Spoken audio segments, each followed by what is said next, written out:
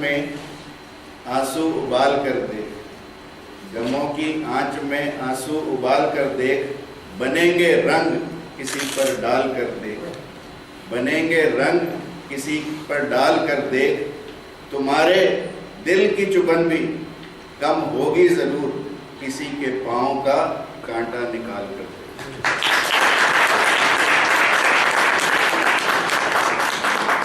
ऐसे सिर्फ हमारे शरीर से कांटा निकालने वाले नहीं, ऐसे व्यक्ति जिन्होंने हमारी आत्मा के कांटों को निकाला, ऐसे व्यक्ति जिन्होंने हिंदू धर्म में फैली कुरीतियों पर कड़ा प्रहार किया, ऐसा व्यक्ति जिन्होंने भारत में यदि पहली बार अस्पृश्य लोगों को वेदों को पढ़ने की अनुमति दी, यदि शूद्रों को पढ़ने की अनुमति दी वेदों को, तो महर्षि दयानंद ने दी। ऐसा व्यक्तित्व जिसने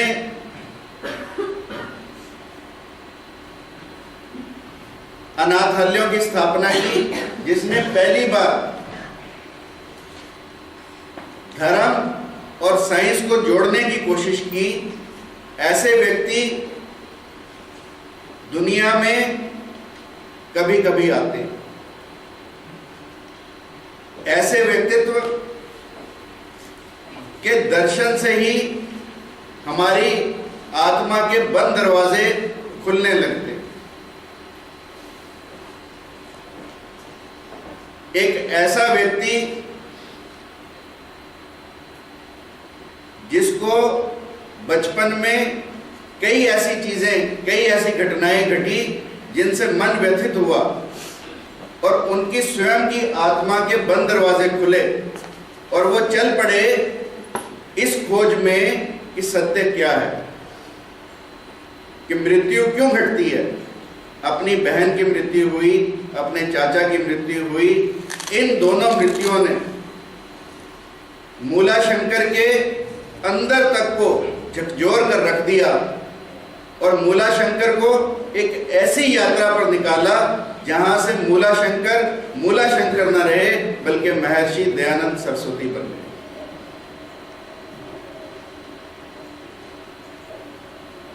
महर्षि दयानंद ने अपने पूरे जीवन में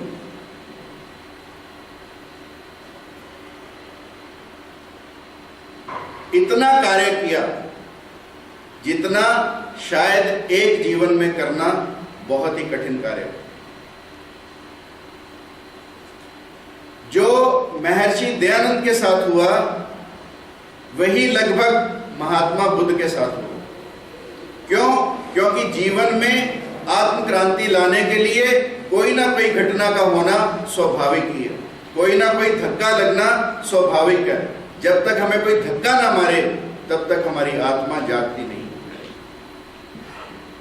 महात्मा बुद्ध के जीवन में पिता ने अनेक कोशिशें की कि ये व्यक्ति कमरे से बाहर न जाए, उसके कमरे में सारी सुख सुविधाएं उपलब्ध कराई, यहां तक कि मुरझाए फूल भी देखने की बुद्ध को मौका नहीं दिया जाता था। उसके कमरे के बाहर रोज फूल बदल दिए जाते थे ताकि महात्मा बुद्ध को फूल भी हमेशा कभी मुरझाया दिखाई न दे। परंतु एक दिन महल से निकले, रास्ते में एक शव जाता दिखाई दिया, एक वृद्ध महिला दिखाई दी, एक बीमार व्यक्ति दिखाई दिया, तो जीवन में प्रश्न पैदा हुआ कि हम बीमार क्यों होते हैं, हम वृद्ध क्यों होते हैं, मृत्यु क्यों आती है। और वही लगभग मूलाशंकर के साथ हुआ। जब घर में कई मृत्यु हो गई तो मूलाशंकर के मन में ये पैदा हुई बात कि मृत्यु क्या है। और यदि हम भी सोचें तो इस दुनिया में यदि सबसे बड़ा कोई सत्य है तो मृत्यु। और सबसे बड़ा आश्चर्य ये है कि इस बात को कोई मानता नहीं। यक्ष युधिष्ठिर संवाद इसी बात पर सीमित है। यक्ष पूछते हैं युधिष्ठिर से कि इस दुनिया का सबसे बड़ा सत्य क्या है, तो युधिष्ठिर कहते हैं मृत्यु। और सबसे बड़ा आश्चर्य क्या है कि कोई भी व्यक्ति इस बात को मानने के लिए तैयार है। हम पैदा होते हैं, अपने आसपास न जाने क्या क्या खड़ा करने की कोशिशें करते हैं, बिना सोचे बिना समझे अपना अपना करते हम मृत्यु को प्राप्त हो जाते हैं, जबकि जिसे हम अपना अपना करते हैं वो सत्य नहीं। सत्य तो वह जो महर्षि दयानंद सरस्वती जैसे लोगों ने खोजा, जो बुद्ध जैसे व्यक्तियों ने खोजा। सब कुछ त्याग दिया और सब कुछ छूट गया।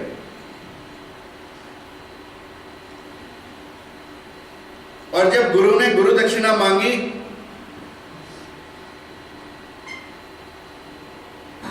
तो मांग कर लौंग लाए, व्यापारी ने नहीं दिया, मांग कर लौंग लाए। और गुरु को जब लौंग दिए तो गुरु ने कहा कि ये लौंग तो मार्केट में मैं कहीं से भी खरीद सकता हूं, बाजारी व्यक्ति चीज है, बाजार में कहीं भी मिल सकती है, परंतु मुझे जो तुझसे चाहिए वो मुझे दे। और वो क्या चाहिए कि तू पूरी दुनिया में जो सत्य तूने पाया है उस सत्य को फैला, पूरी दुनिया में वैदिक धर्म की पताका को फैला। ये गुरु ने गुरु दक्षिणा मांगी। और हम क्या मांगते हैं? एवरीबडी नो, वर्णन करना ही मुश्किल है, बहुत कुछ मांगते हैं,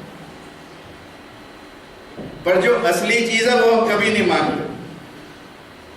कहते हैं एक चित्रकार को से किसी धनाढ्य औरत ने अपना चित्र बनवाया, और जब चित्र लेने गई तो उसे बड़ा पसंद आया चित्र, कि बहुत अच्छा चित्र बना, बड़ा सुंदर चित्र बना, बड़ा मनमोहक चित्र बना। और उसने चित्रकार को कहा कि कितने पैसे दूं। चित्रकार सोच में पड़ गया कि कितने मांगू। वो पैसे देना चाह रही है, चित्रकार मांगना चाह रहा है, परंतु सीमा तय नहीं कर पा रहा कितने मांगू। जब कई बार हुआ तो अंत में उस धनाढ्य औरत ने उस चित्रकार को पूरे का पूरा पर्स दे दिया। जब पूरा पर्स दिया तो चित्रकार ने सोचा कि तू इस पर्स का क्या करेगा, चमड़े का पर्स है, तो इसका क्या करेगा।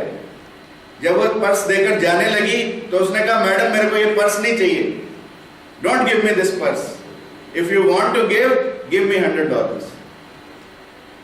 अब उस औरत ने उसी व्यक्ति के सामने, उसी चित्रकार के सामने पर्स खोला, उसमें $1,00,000 थे, और उसमें से $100 निकालकर चित्रकार को दे दिए। फिर वो चित्रकार बहुत रोया। और यही स्थिति हमारी परमात्मा के साथ है कि हम परमात्मा से शुद्र चीजें मांगते हैं, जबकि परमात्मा ने हमें पूरा पर्स दिया भर के, इतनी क्षमताएं हमें दी हैं, इतना टैलेंट हमें दिया, इतनी एनर्जी हमें दी है, इतना पोटेंशियल हमें दिया, परंतु हम उस पर्स को खोलना ही नहीं चाहते। हम अपने $100 में उलझे हैं, हम अपने $100 मांगना चाहते हैं। इसलिए हमारी मांग हमेशा शुद्र रही है। जिस दिन हमारी मांग विराट होगी उस दिन हम सत्य को स्वयं से पालेंगे। जिस दिन हम पूरे का पूरा पर्स रखने के आदी बन जाएंगे तब हम डकैत नहीं कहलाएंगे, तब हम परमात्मा के सत्य को पालेंगे। और व्यक्ति हमेशा से अपनी वासनाओं का शिकार रहा, किसी और चीज का शिकार नहीं रहा। अफलातून सिकंदर को दर्शन शास्त्र पढ़ाता था, फिलॉसफी पढ़ाता था। और एक दिन सिकंदर ने कहा, अफलातून आजा, मैं तेरा घोड़ा बनाऊंगा। राजा का राजकुमार है, टीचर को कुछ भी कह सकता है, गुरु की कोई वैल्यू नहीं है उसके लिए, क्योंकि राजकुमार है, उसको अपनी धन दौलत और अपने साम्राज्य का पूरा गर्व है। और अफलातून घोड़ा बनने के लिए तैयार हो गया। सिकंदर उसके ऊपर चढ़ गया, उसका घोड़ा बना के ठुक ठुक ठुक ठुक चल रहा है, और दरबारी सारे हंस रहे हैं। जब दरबारी हंसे तो अफलातून ने कहा कि मैं